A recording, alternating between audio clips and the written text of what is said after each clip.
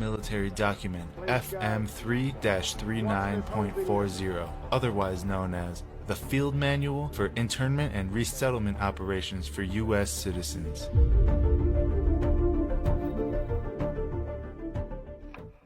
The official U.S. military documents we are about to see were highly classified until 2013 when they were leaked to the public. In fact, if you look at the bottom of the cover page, you'll see just how secret this document was intended to be. Destruction notice. Destroy by any method that will prevent disclosure of content or reconstruction of the document. By this statement alone, it's obvious that we were never supposed to see what's inside. And that being said, let's take a look inside and see what we can find. Now, this document is 326 pages long, and we definitely don't have time to look at every single page. So I'll just go over some of the most relevant content. Feel free to read this document for yourself. There's a link to the full document in the description below. Alright, so keep in mind that this document was not just written for overseas operations.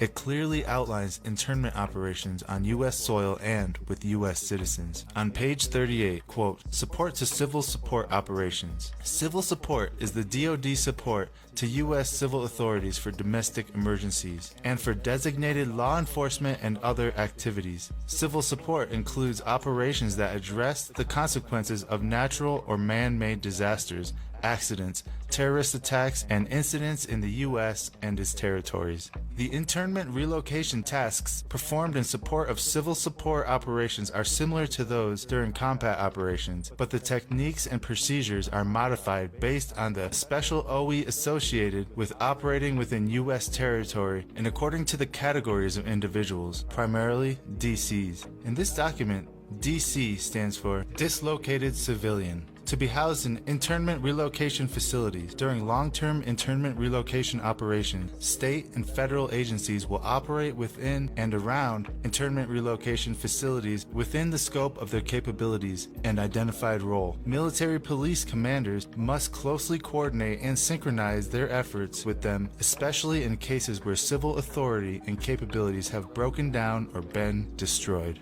Not only that, on page 146, it details the identification procedures of new prisoners, and that includes taking their social security numbers. Quote, Identification 716. Individual identification photographs are taken of all prisoners. The prisoner's last name, first name, and middle initial are placed on the first line of a name board, and the prisoner's social security number is placed on the second line. A prisoner registration number may be added on the third line. 2 front and 2 profile pictures are taken of the prisoner. Fingerprints are obtained according to AR 190-47. Now that we've established that these operations were not only designed for overseas, but also designed for U.S. citizens on U.S. soil, would it surprise you to see that the United Nations is also involved in this? Page 23. Agencies concerned with internment and resettlement. External government involvement in IR missions, and IR means internment and resettlement, is a fact of life for military police organizations. Some government and government-sponsored entities that may be involved in IR missions include international agencies, the United Nations, International Committee of the Red Cross, International Organization of Migration, U.S. agencies, local U.S. Embassy, Department of Homeland Security, Immigration and Customs Enforcement,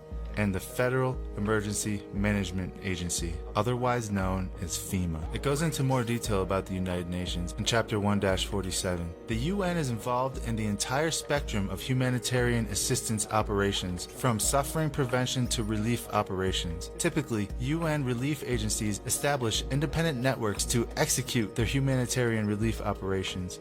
The UN system delegates as much as possible to the agency's elements located in the field.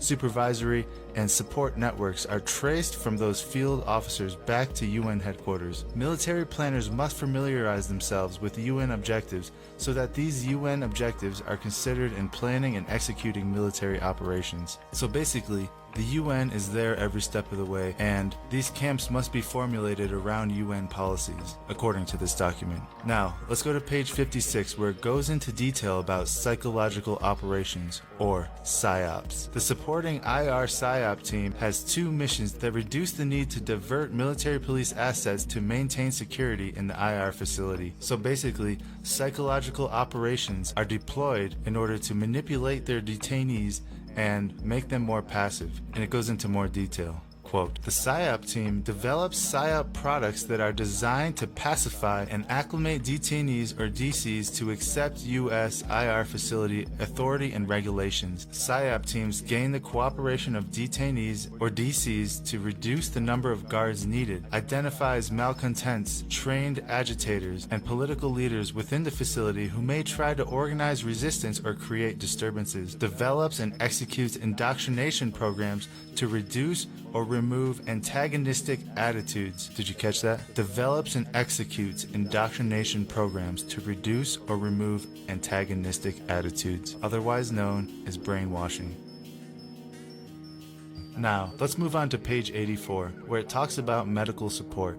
And this is where it starts to get a little scary if you take into account the whole COVID-19 pandemic. Quote, medical personnel are required to identify, treat, and document existing medical conditions and injuries of detainees. Commanders must considering the following when establishing medical care at the internment facility. A credentialed healthcare professional examines detainees monthly and records their weight on a DA Form 2664-R. The detainee reporting system requires weight data from medical community. The general health of detainees, their nutrition and cleanliness are monitored during inspections. The detainees are examined for contagious diseases, especially tuberculosis, lice, louse-borne diseases, human immunodeficiency virus, which is HIV, and STDs. Now, COVID-19 would definitely fall into this category. It goes on to say, quote, all medical treatment facilities must provide immunizations for and isolation of detainees with communicable diseases. Again, COVID-19 falls into this category. So basically what they're saying here is these facilities can be turned into a military quarantine with forced immunizations. Let's continue reading. Detainees who require a high level of care are transferred to military or civilian medical installations where the required treatment is available. Military police escort detainees to medical treatment facilities and remain with them until medical examinations are complete. So if you're really sick, they might send you to a hospital. However, you will have military police escorting you there and back. Alright, let's continue on. On page 115, it describes the serial number given to each detainee.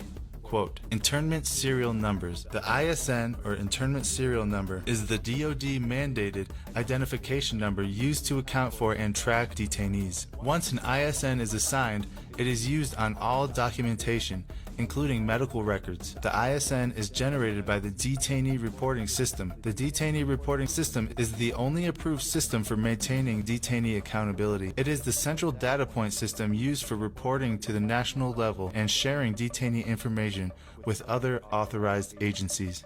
Here is a nice diagram showing what the ISN is comprised of. Now, some people might say that these camps are friendly in nature and will be used as some sort of humanitarian camp to help people in need. Well, if it's a humanitarian camp, why would they need to use deadly force on people who try to escape?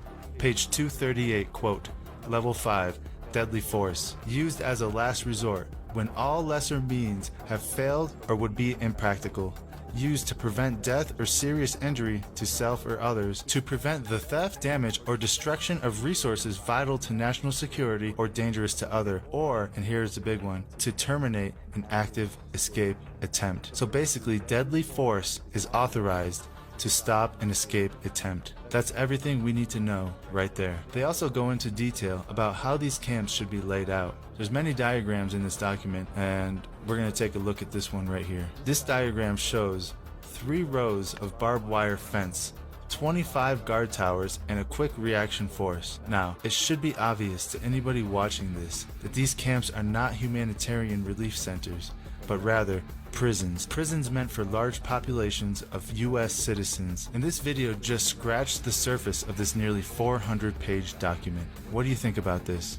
What are your thoughts on this document? Please leave a comment below and tell us what you think. And if you haven't done so already, don't forget to hit that like button. And until next time, thank you all for watching, and God bless you all.